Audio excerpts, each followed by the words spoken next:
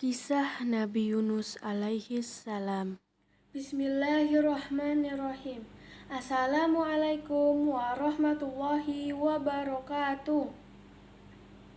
Saya Mufti Muazzali Usman, absen 21 dari kelas 6C, ingin menceritakan tentang kisah Nabi Yunus ditelan ikan paus karena meninggalkan kaum Ninawa. Nabi Yunus adalah seorang nabi yang menganut ajaran agama Samawi, yaitu Islam, Yahudi, dan juga Kristen.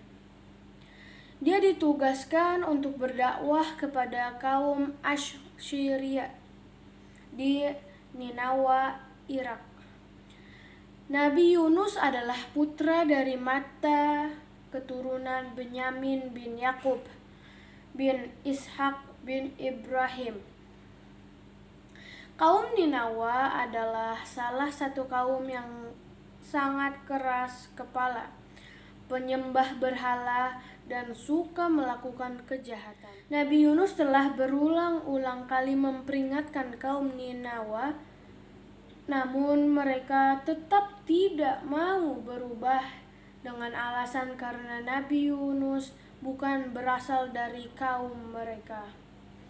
Hanya terdapat 2 orang pengikut, yaitu Rubil yang memilih sikap yang alim dan bijaksana, dan Tanut yang memiliki sikap sederhana dan tenang.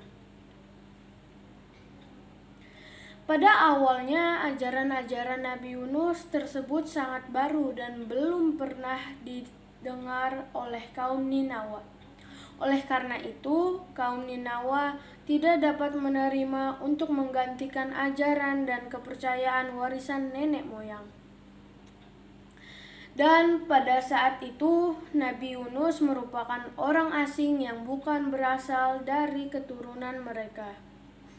Ajaran-ajaran Nabi Yunus tidak sedikit pun menggugah hati kaum Ninawa.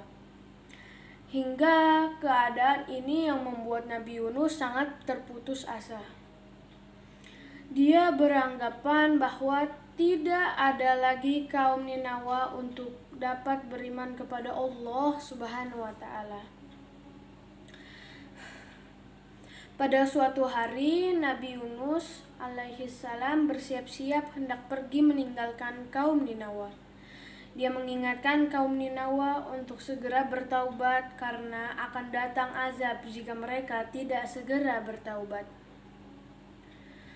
Wahai kaum Ninawa, sesungguhnya aku peringatkan kepada kalian bahwa jika kalian masih tetap menyembah apa yang kalian sembah saat ini, Allah akan menurunkan azab yang sangat pedih atas diri kalian.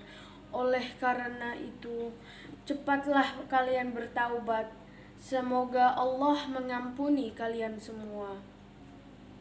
Allah Subhanahu wa Ta'ala berfirman, dan ingatlah kisah Yunus ketika ia pergi dalam keadaan marah, lalu ia menyangka bahwa kami tidak akan mempersempitnya, menyulitkannya. Maka ia menyeru dalam keadaan yang sangat gelap bahwa tidak ada Tuhan selain Engkau, Maha Suci Engkau. Sesungguhnya aku adalah termasuk orang-orang yang zalim. Maka kami telah memperkenankan doanya yang menyelamatkannya daripada kedukaan, dan demikian kami menyelamatkan orang-orang beriman. Quran Surah Al-Anbiya ayat 87-88. Sepeninggalan Nabi Yunus, kaum Ninawa mulai gelisah karena ketika cuaca berubah menjadi mendung, wajah-wajah mereka berubah menjadi pucat pasih dan angin bertiup kencang yang membawa suara bergemuruh. Kaum Ninawa pun menjadi takut karena ancaman dari Nabi Yunus alaihi salam. Akhirnya mereka sadar bahwa perkataan-perkataan Nabi Yunus adalah benar. Mereka kemudian beriman dan menyesali perbuatan terhadap Nabi Yunus. Kaum Ninawa lari tunggang langgang mencari Nabi Yunus dan berteriak minta maaf pengampunan Allah Subhanahu wa taala atas dosa mereka. Allah Subhanahu wa taala yang Maha Pemaaf pun mengampuni mereka dan keadaan pun kembali seperti semula. Para kaum Ninawa tetap mencari Nabi Yunus untuk mengajari dan menuntut agama kepada mereka. Keadaan Nabi Yunus setelah pergi dari kaum Ninawa menjadi tidak menentu. Dia pun mengembara tanpa tujuan dengan putus asa dan merasa berdosa. Akhirnya dia sampai di tepi pantai dan melihat sebuah kapal yang menyeberangi laut. Dia menumpang kapal tersebut, namun ketika kapal itu sedang berlayar, tiba-tiba terjadi badai yang sangat hebat. Kapal pun berguncang dan para penumpang sepakat untuk mengurangi beban dengan membuang salah satu di antara mereka ke dalam lautan. Undian pertama jatuh kepada Nabi Yunus alaihissalam. Undian kembali diulang hingga ada undian yang ketiga dan nama yang keluar adalah Nabi Yunus alaihissalam.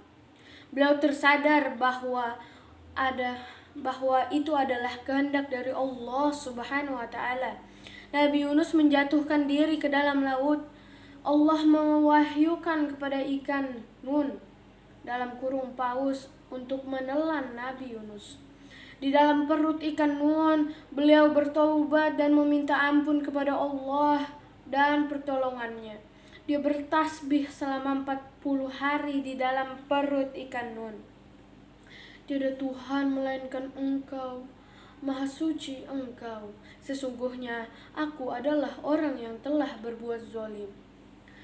Allah mendengar doa Nabi Yunus dan Allah memerintahkan ikan paus untuk mendamparkan Nabi Yunus di tepi pantai.